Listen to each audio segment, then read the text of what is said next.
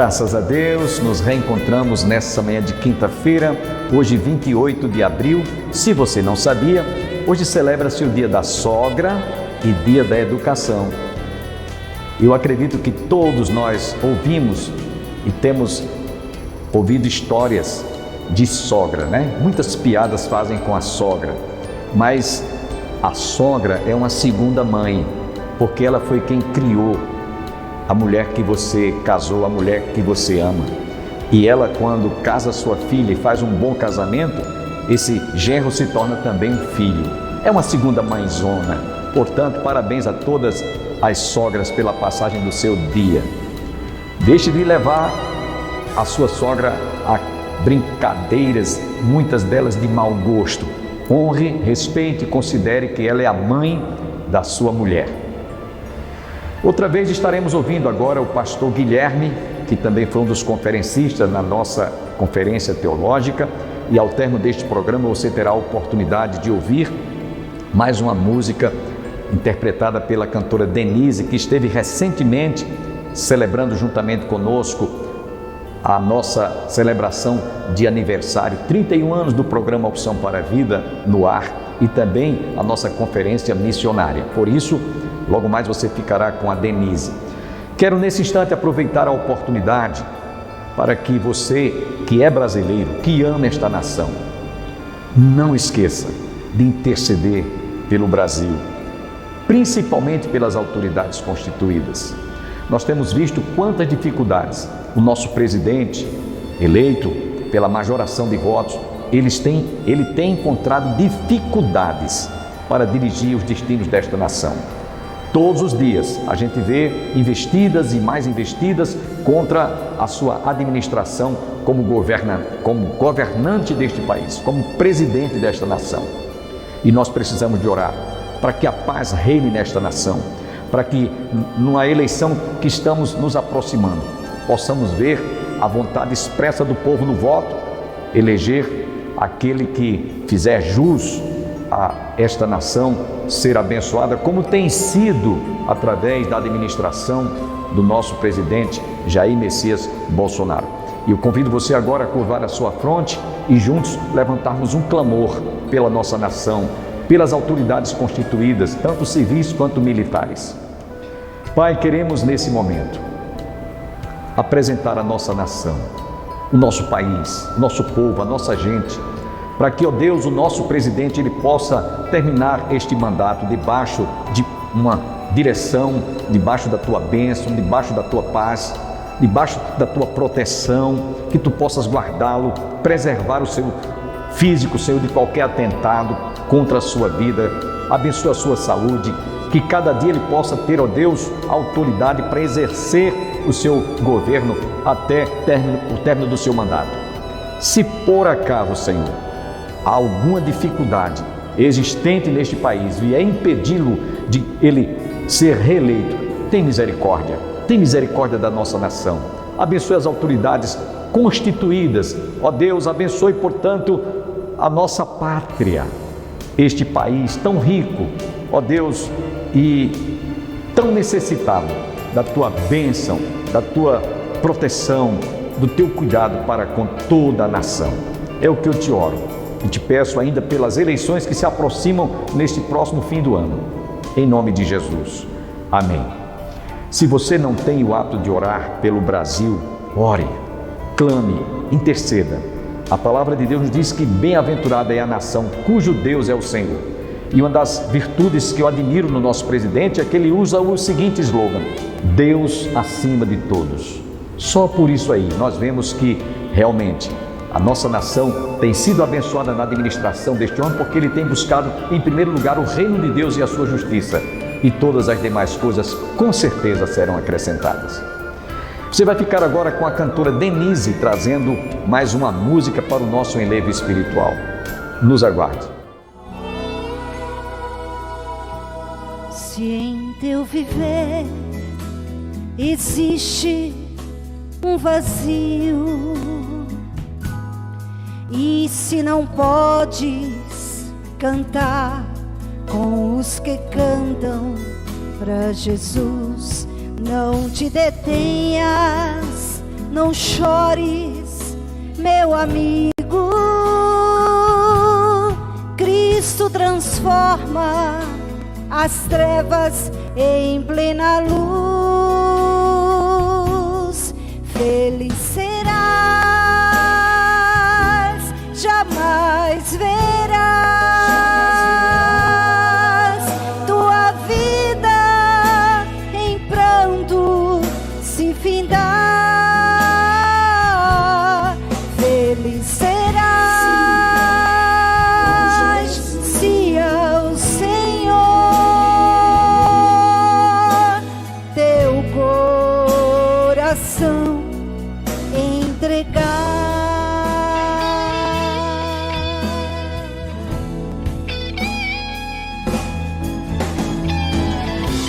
Entregar a tua vida a Jesus, sai do teu lugar e vem agora. Queres se reconciliar com Ele? Contempla agora, sai do teu lugar e vem. As bênçãos de Cristo. Queres ter a tua vida sorriso, tuas envolvido lágrimas, em missões? Ele vai sai do teu lugar e vem agora. Para sempre guiará os teus caminhos e com amor ao céu te levará. Feliz serás, feliz serás,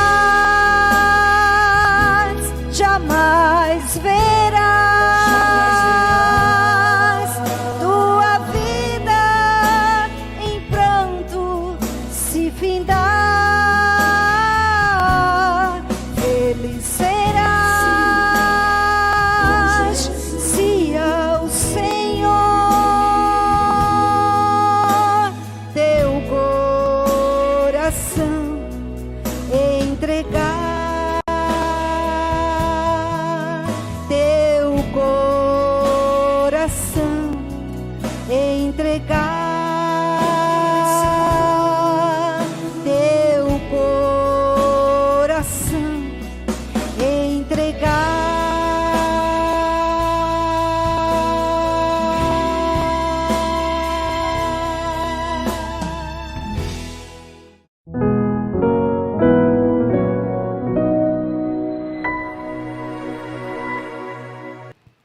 Bom dia, meus irmãos. Prazer estar aqui nessa conferência. Tem sido muito abençoadora para a minha vida. Participar das preleções do pastor Rômulo é um privilégio. E eu estou realmente já muito grato a Deus. Nessa manhã nós vamos tratar sobre o dom de línguas. E eu gostaria de pedir toda a sua atenção.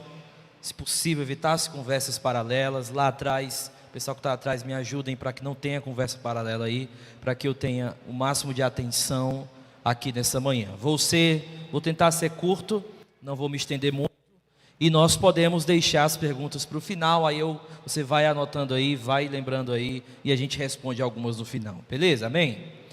Vamos abrir as nossas Bíblias em 1 Coríntios capítulo 14, e à noite eu vou voltar para o capítulo 12, mas agora eu vou estar no capítulo 14. 1 Coríntios capítulo 14. E o primeiro exercício que nós vamos fazer hoje é o exercício da leitura da palavra de Deus. E 1 Coríntios capítulo 14, nós vamos ler do verso 1. E é um texto grande, por isso devemos manter a atenção até o verso 33. 1 Coríntios 14, verso 1 até o 33, eu vou estar lendo pela NVI, você pode ler na sua versão tranquilamente.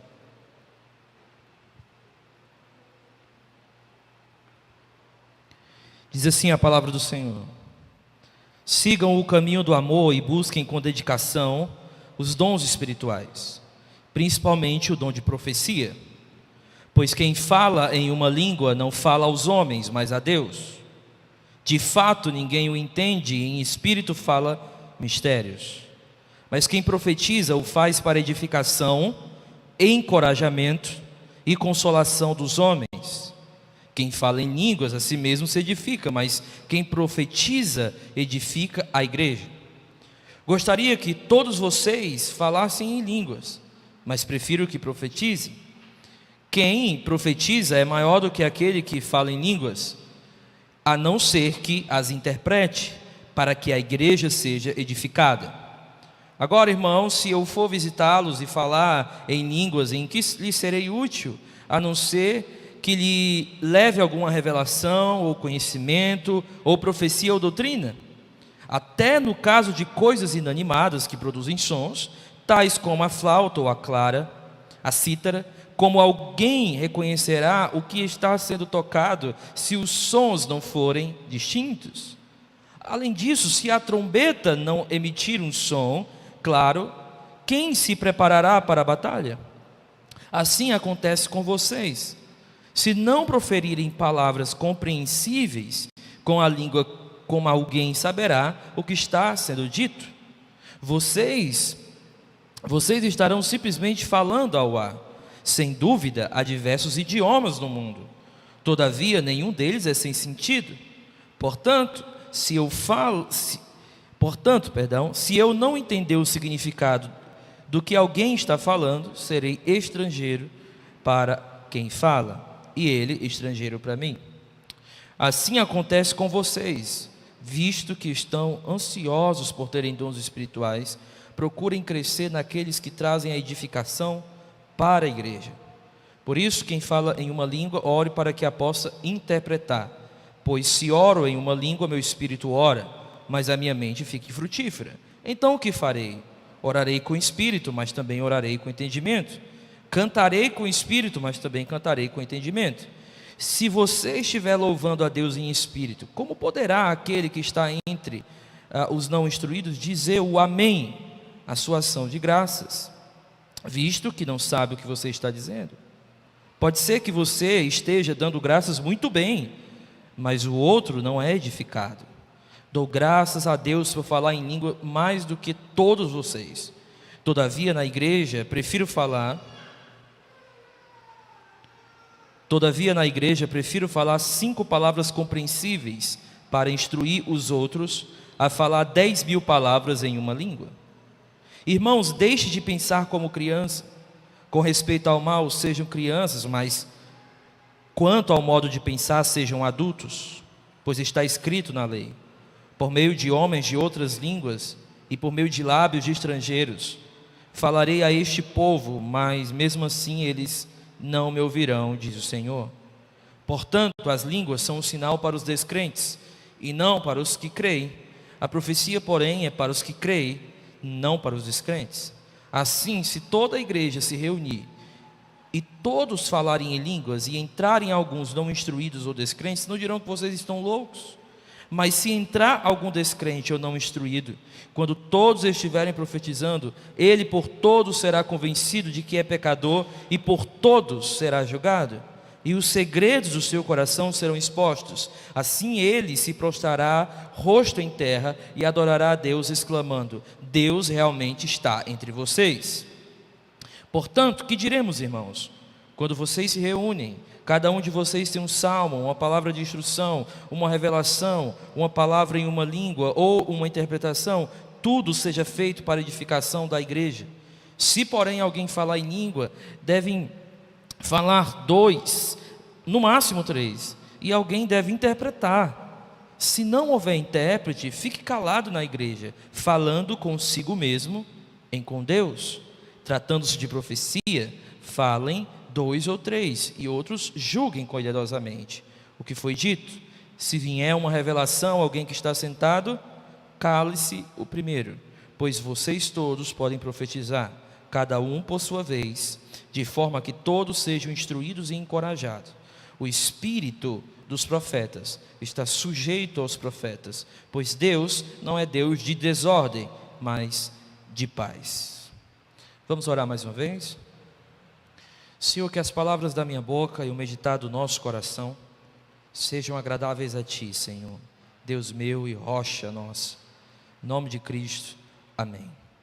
Queridos, eu quero começar essa palestra nessa forma mais de aula, sendo muito claro com vocês, sincero com vocês, logo do ponto de partida.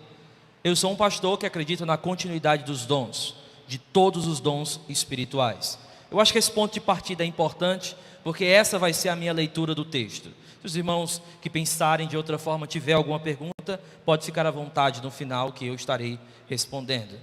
Mas eu acredito que essa minha sinceridade no início ela é necessária, porque hoje, quando nós lemos esses textos, como 1 Coríntios 12, 13 e 14, há um grande perigo em toda a interpretação. E eu entendo que um dos grandes perigos é aquilo que eu chamo de leitura espelho. O que é a leitura espelho? Eu pego algum tipo de experiência neopentecostal, ou algum tipo de experiência de algum evangelho que não é o evangelho, e eu começo a querer ler aquilo que está acontecendo à luz de alguma coisa aqui do texto. Ou eu quero ler o que está acontecendo em alguma denominação ou alguma igreja, e eu pego aquilo e transfiro para cá, antes de estudar o texto para analisar o que está acontecendo lá. Então eu entendo que isso é um grande perigo, porque muitas vezes as pessoas, elas simplesmente querem fazer uma analogia do que está fora para poder ler o texto. E o que é mais importante é a gente estudar o texto para a gente analisar o que está fora. Então algumas pessoas perguntam: pastor, o senhor acha que o que acontece em tal igreja é de Deus? Meu querido, eu não estou preocupado com isso, eu não estou lá. Eu não estou lá para fazer essa avaliação. Tem coisas que são lógicas, mas o grande exercício que nós podemos fazer como igreja é analisar o texto nos seus próprios termos, ser sincero com a interpretação bíblica, para poder depois a gente fazer análises. Quando nós estamos fazendo o contrário que eu acabei de dizer, analisando primeiro os movimentos para depois tentar ler Paulo, uma das coisas que surgem é tentar forçar algumas coisas dentro do texto. E uma das coisas muito claras no texto de 1 Coríntios 12, 13 e 14 é que Paulo não fornece detalhes. Paulo não trabalha especificando os dons. Paulo não trabalha dizendo para você: é assim que deve acontecer, é assim, assim e assim, e é assim que deve exatamente ser um dom de línguas. Ele não faz isso. E por que ele não faz isso? Alguns vão dizer: não, é porque Paulo está tratando algo pontual ali. É porque Paulo está ali na igreja e ele quer só resolver aquele ponto. Só que isso também é um tipo de leitura que não leva em conta outras possibilidades. Por exemplo, o fato de Paulo não nos dar detalhes significa que nós temos menos informações? Ou significa que Paulo está trabalhando conceitos gerais, porque ele sabe que aquilo que ele está trabalhando em conceitos gerais pode acontecer de forma específica de várias formas. E aí ele trabalha no geral, porque ele sabe que não pode dar uma listinha tão certinha para as obras do Espírito Santo. Então ele dá o geral para a igreja pensar no geral e ser capaz de analisar o específico que acontece dentro da sua igreja. Então muitas pessoas leem o texto de 1 Coríntios 12, 13, 14, achando o seguinte: não, Paulo não nos dá detalhes e pronto, vamos pular. Ou Paulo não nos dá detalhes, então o mais fácil é ser sensacionista, ou negação, ou ir por outro caminho, ainda que nem todo sensacionista vá por esse caminho. Então a questão que eu quero levantar aqui inicialmente é que quando nós estamos lendo o texto paulino, a gente tem que não abandonar nossos pressupostos, mas pelo menos estar bem consciente de que às vezes nós vamos ter alguns preconceitos, que a gente precisa ter consciências desses preconceitos para sermos capazes de analisar a Bíblia, a palavra de Deus. Uma outra observação inicial é que quando você lê o texto, você percebe que tudo o que está acontecendo no 12, no 13 e no 14 é algo natural da vida da igreja. Se eu fosse colocar nesses termos, seria mais ou menos assim: Paulo fala do extraordinário acontecendo na vida comum da igreja, e ele dá o exemplo do corpo para isso. Ele vai dizer: o ouvido não pode dizer eu não preciso de você, uma perna não pode dizer para o outro eu não preciso de você. Paulo, portanto, não está separando uma conferência para ter algo do Espírito na conferência. Paulo não está separando um momento do ano para fazer uma conferência do Espírito e dizer: agora vem aquilo que Paulo está falando em 1 Coríntios 12, 13, 14. Paulo está dizendo: isso acontece na vivência da igreja, como igreja. As implicações disso, queridos, são grandes. Uma, por exemplo, para antecipar. As pessoas perguntam: pastor, qual é o meu dom? Eu disse: eu não sei. Como é que eu descubro? sirva na igreja, no que tiverem precisando. Por quê? Porque é lá que o Espírito Santo te usa.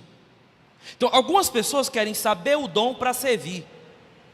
Paulo é claro, sirva, que é o Espírito Santo que vai te usar naquilo que você estiver servindo. Então, esse texto paulino, ele tem uma certa dinâmica, de que Paulo está dizendo para a gente, se você quiser viver o agir do Espírito, você precisa participar da vida natural da igreja. Então tem pessoas que dizem assim, eu acho que os dons cessaram, porque eu não vejo isso.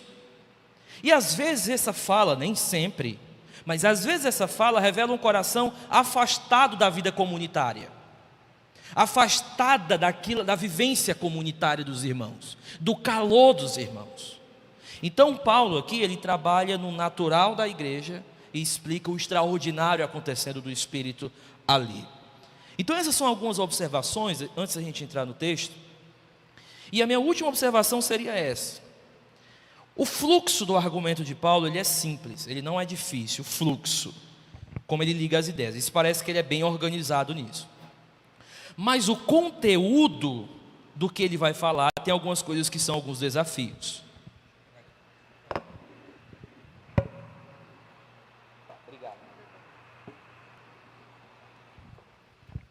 O fluxo do texto, ele é mais simples, mas o conteúdo, ele tem a sua dificuldade. Por exemplo, quando Paulo ele fala que quem ora em línguas fala em mistérios, para entender essa palavra mistérios em contexto, é mais complicado. Então, no texto você tem algumas dificuldades. E qual é a questão aqui? É que às vezes, algumas leituras desse texto tratam essas dificuldades como algo muito fácil. Tratam essas dificuldades como não fossem difíceis. E dizem assim, pastor, mas é claro no texto. E dá um arrepio quando a pessoa fala isso. Por quê? Porque existe uma discussão histórica em alguns textos, que a pessoa diz, mas é clara no texto. E tem coisas que não vão ser claras. Pedro disse isso acerca de Paulo, que Paulo escreve certas coisas que são difíceis de entender. Então, uma das coisas que eu vejo é que muitos intérpretes não começam reconhecendo as dificuldades textuais. E aí o que é que fazem? Trazem um reducionismo textual. Que é um exemplo, 1 Coríntios capítulo 13, verso 1. Quando Paulo vai falar, ainda que eu fale a língua dos homens, a língua dos anjos, se não tiver amor, serei como o sino que ressoa, ainda que eu tenha o dom de profecia, aí eles vão dizer, pastor, isso é uma hipérbole. Isso é uma hipérbole, portanto, o que acontece aí não tem como existir. Ok, mas ninguém pode profetizar? Ninguém pode ter conhecimento? Ninguém pode entregar o seu corpo para ser queimado? Será que esse é o ponto de Paulo aqui? Simplesmente dizer que isso aqui não existe e aí fazer uma hipérbole? Ou ele está fazendo um contraste entre o todo e em parte? Por exemplo, no início do capítulo 13 ele diz, ainda que eu tenha todo o dom de profetizar, todo o conhecimento, se eu não tiver amor, nada serei. E aí no final do capítulo 13 ele diz, porque conhecemos em parte, porque profetizamos em parte. Então o contraste não é entre poder falar em língua dos anjos e não, mas ter uma experiência total dos dons. Paulo está dizendo isso, olha, ainda que eu tenha uma experiência total dos dons, sem amor de nada vale. Mas não é que eu possa ter nessa vida uma experiência total dos dons. Por quê? Porque eu conheço em parte aqui, nessa vida. Eu profetizo em parte ainda nessa vida. Então Paulo está levantando uma hipótese. Ainda que eu pudesse fazer isso em toda a força, toda a profecia, todo o conhecimento, sem amor, de nada seria, de nada valeria a pena. Então, se no todo, sem amor, não vale a pena, e eu só posso em parte, se eu não fizer isso com amor, é pior ainda, não vale nada. Então, às vezes, as pessoas dizem, por exemplo, alguns intérpretes, pastor, esse conhecimento aí do verso 1 do capítulo 13, quando ele diz, ainda que eu tenho todo o conhecimento, é o conhecimento matemático, é o conhecimento geográfico, é o conhecimento não sei o quê, Só que no texto, o conhecimento é um dom do Espírito específico ao lado de revelação. Então, às vezes, não reconhecer as dificuldades textuais se leva ao quê? A um reducionismo absurdo de partes difíceis do texto. Então, dito isso, para mim, um dos pontos mais difíceis do texto, que tem tido muitos reducionismos dos textos, é onde eu quero entrar agora com os irmãos, antes de tudo, qual a natureza do problema?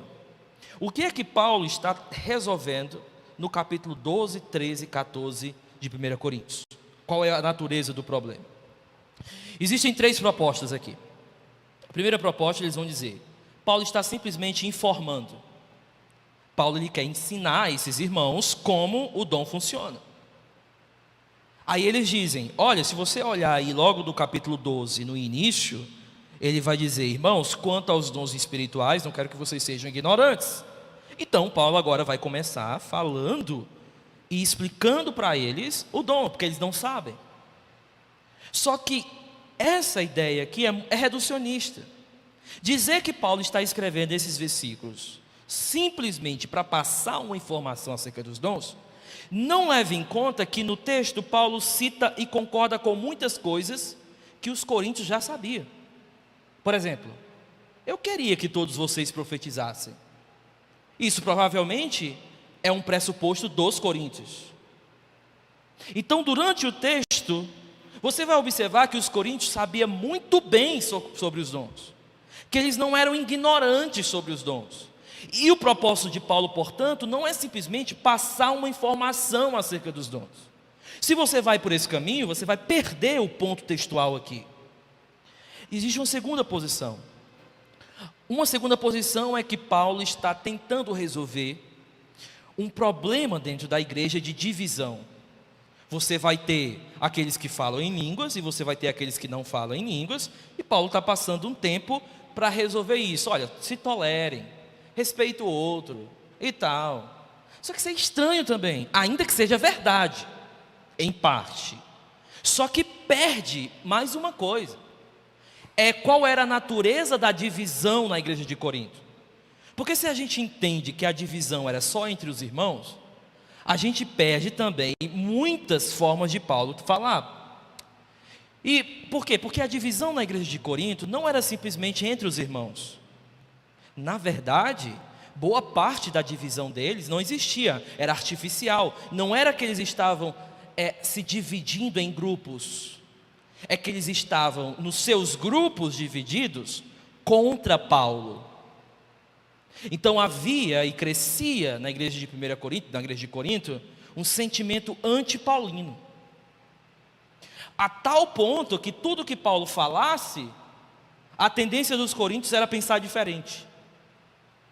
Então, quando você começa a ler 1 Coríntios, você vai observando que Paulo parece que está sempre tentando ensinar algo, mas para ensinar ele tem que desconstruir algo. Aí ele vai concordar com os coríntios em algumas coisas, ele vai discordar porque Paulo está nesse embate. A igreja não era só uma igreja dividida, a igreja era uma igreja contra Paulo. E aí vem a terceira possibilidade. Então vamos lá. Eu não acho que Paulo está dando só uma informação acerca dos dons. Eu não acho que Paulo está simplesmente querendo resolver a divisão dentro da igreja acerca disso. Amanhã você está convidado a ouvir a continuidade desta mensagem, é que o nosso tempo está acabado. Praticamente estamos nos instantes finais do nosso programa. Mas eu quero ainda lembrar a todos que no próximo mês de maio, prestem atenção, nós vamos ter aqui um simpósio da família nas dependências da Igreja do Calvário. Desde já, comece a se preparar. Sempre aos domingos nós vamos ter mensagens alusivas à nossa celebração do simpósio da família. São momentos em que a gente passa a ter mensagens, estudos, reflexões voltadas para a família. Focamos a família, que aliás é a célula máter da sociedade. Então prepare-se a partir do primeiro domingo de maio até o último domingo. Nós vamos estar trazendo aqui uma vasta programação sobre o simpósio da família. Agradecemos a todos que estiveram conosco. Esperamos estarmos juntos outra vez amanhã, se Deus assim nos permitir. Até amanhã.